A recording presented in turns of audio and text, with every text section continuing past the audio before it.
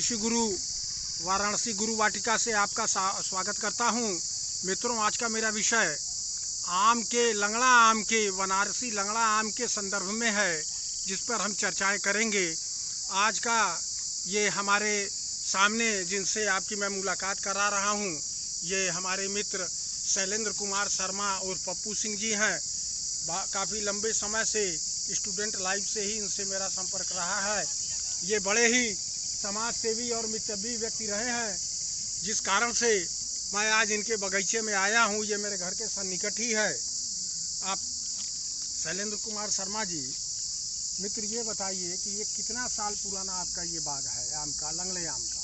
ये तो बाप दादा के जमाने से, परदादा के जमाने लगभग कितना साल हुआ होगा? अरे सैकड़ों साल हो गया। सैकड़ों साल हो गया होगा। हाँ। और इस आम के वृक्षों को कैसे लगाया था उन्होंने, कुछ आपको? जमाने में लोग बताते हैं कि बहुत विधिवत साइज सुदेवत निकलवा के और पूजा उजा करके इन बाग को बचरा गया था, माने लगाया गया था। क्या इसके पहले इसमें गड्ढा खन के महीनों भर पानी डालते होंगे, और वो ज्योतिषी विधान था उसका लगाने का? ज्योतिषी विधान प्लस आप यही खन के पहले से ही तैयार करना ही होता है। आप यही नरौर के बड़े सम्मानित और संपन्न परिवार से हैं। आप ही का ये बाग है। आप देख सकते हैं इस बाग को, ये कितना बृहद है। और इसमें टोटल लंगड़े आम के ही वृक्ष हैं। अब मैं आपको ये बताना चाहता हूँ, इनके पुराने होने से इनके फ्लेवर बहुत चढ़े हैं, इसलिए यहाँ आम के लिए लोग मार करते हैं लेने के लिए।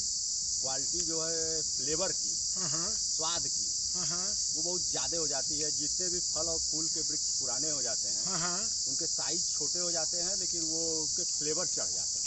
बहुत अच्छी जानकारी आपने दिया भाई शैलेंद्र कुमार शर्मा जी। आपने इतना समय हमें दिया, व्यवसायी होने के बावजूद भी। मैं एक निगाह आपको इस बृहद बगीचे के दृश्य को दिखाना चाहता हूं, तथा इसमें किस भांति आम फरे हुए हैं उसको भी दिखाना चाहता हूं। आप देख सकते हैं इस तरीके से इन्होंने इसमें आम के वृक्षों को व्यवस्थित विधिवत लगा रखा है। और एक ही नहीं, इसमें सैकड़ों पेड़ हैं और बड़े ही संपन्न हैं। इन आमों का ही मेन रूप से बनारस के आमों में इसकी गणना होती है। इन्हीं बगीचों की वजह से आम काफ़ी फेमस बनारस के माने जाते हैं। प्राचीन भारतीय परंपरा, खान पान, रहन सहन, यह सब भारतीयों के स्वस्थ रहने से में महती भूमिका सदैव से निभाती चली आ रही है। आज हम पाश्चात्य देशों के अंधाधुनीकरण में अपने को आधुनिक समझने की भूल करते जा रहे हैं और अपनी अस्मिता से जुड़े रहने का झूठा दम्भ भर रहे हैं।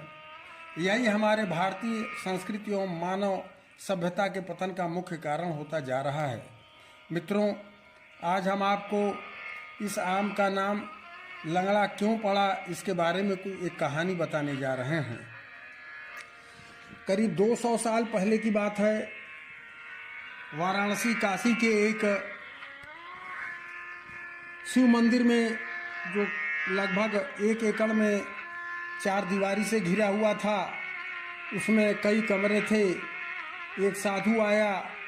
साधु ने उस मंदिर के पुजारी से कुछ दिन तक वहाँ रुकने की इच्छा जताई। मंदिर के पुजारी इस पर तैयार हो गए और उन्होंने कह दिया कि इतने कमरे हैं, किसी एक कमरे में आप अपनी धूनी रमा सकते हैं। तो साधु महाराज एक कमरे में अपनी धूनी रमा दिए। साधु के पास आम के छोटे छोटे 2 पौधे थे जो वो अपने साथ लेकर के आए थे। उन्होंने अपने हाथ से मंदिर के पीछे उसको रोप दिया। सुबह उठते और सर्वप्रथम उसको पानी दिया करते थे। धीरे धीरे 4 वर्ष बीत गया। उस साधु ने आम के पौधे की प्रायः सेवा करी और वह आम के में बौर आ गए, यानी उसमें फूल आ गए। तो साधु ने सारे फूलों को तोड़ा और भगवान शंकर पर समर्पित कर दिया। और उसने उस पुजारी से कहा कि अब मेरा काम पूरा हुआ, मैं साधु हूँ, मैं एक जगह रह नहीं सकता। आप इस आम फरे हुए, इनसे जो भी आम होंगे उनको आप इस शंकर पर चढ़ा करके और काट करके लोगों को बांटिएगा, इसकी गुठली किसी को मत दीजिएगा। ऐसा कहकर वह साधु चले गए।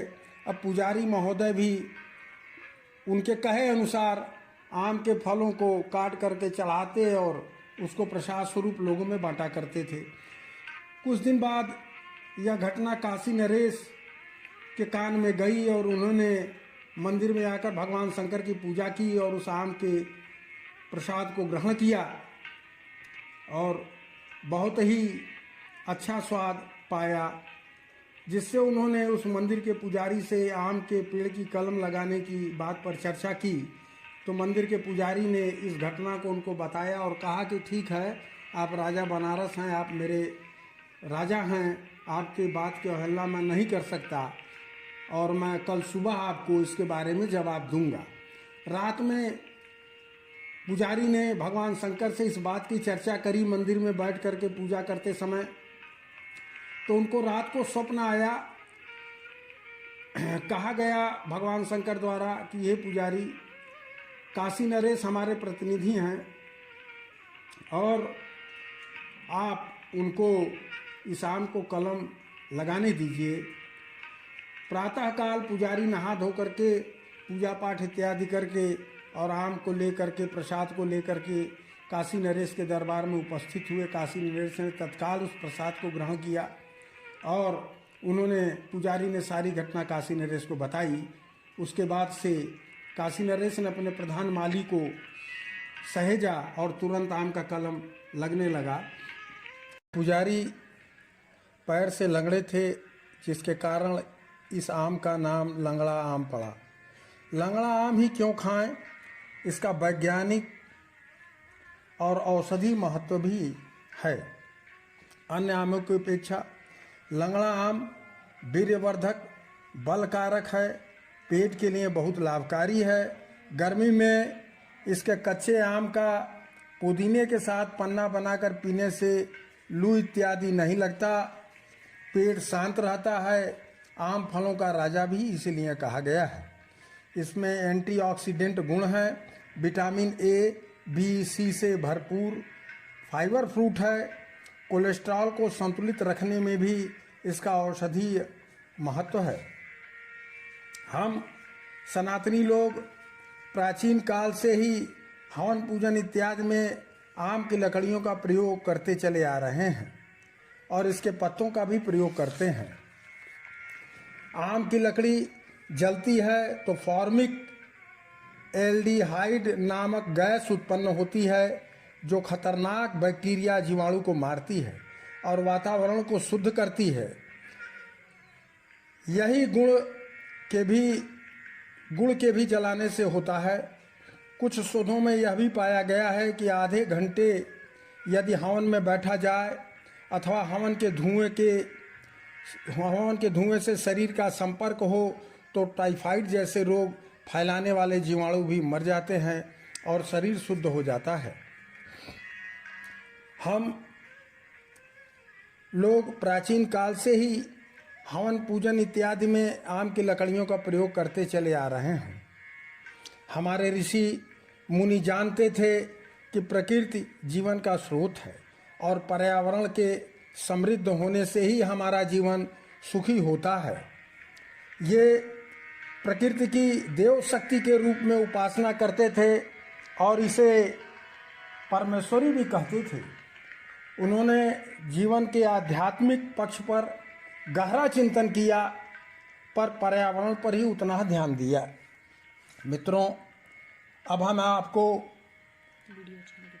वीडियो यदि यह मेरी अच्छी लगे तो इसको शेयर करें, सब्सक्राइब करें और अन्य लोग भी इसको देखें और इससे लाभ प्राप्त करें। मैं इसी बगीचे से आम तोड़ करके लाया हूँ, तोड़वा करके खरीद करके लाया हूँ और अब आपको इस आम को किस तरीके से पकाया जाए इस विधि के बारे में भी अवगत कराऊंगा। पाल डालने की विधि बताना चाहता हूँ। आप देख सकते हैं इस तरीके का एक कार्टून आप ले लें दफ्ती का और उसके नीचे इस तरीके से आप अखबार बिछा दें।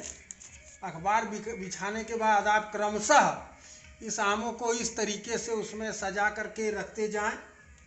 याद रहे, जो बड़े साइज के आम हैं वो नीचे की दिशा में होंगे, नीचे के साइड में होंगे, और जो छोटे साइज के आम हैं वो ऊपर के साइड में होंगे। इस तरीके से 3 से 4 दिन में बिना कार्बाइड के, यदि इस आम में आप कार्बाइड डाल देंगे तो वो तुरंत पक जाएगा मित्रों, लेकिन कार्बाइड नुकसानदेह है, इसलिए उसका उपयोग न करें। इसके ऊपर से आप पुनः एक अखबार को इस तरीके से डाल दें और पुनः आमों को क्रमशः इसमें सजा दें इस तरीके से। और सजाने के उपरांत इस तरीके से आप आम सजा दीजिए। सजाने के बाद आप देख सकते हैं कि मैं कैसे इन आमों को इसमें सजा रहा हूँ। इसके चोंच से, जो इसका ये चोंच निकलता है इसमें से, इससे होशियार रहें, क्योंकि ये फोड़ा फुंसी पैदा कर देता है, बड़ा गर्म होता है। जब हाथ में लग जाए तो उसको तुरंत साफ कर लें। इस तरीके से आप इसको इस कार्टून में लगा दें और लगाने के बाद उसके ऊपर से अखबार से इसको खूब अच्छे प्रकार से ढक दें। ये आप देख सकते हैं मैं कैसे ढक रहा हूँ, ये आप देखें। और फिर कार्टून को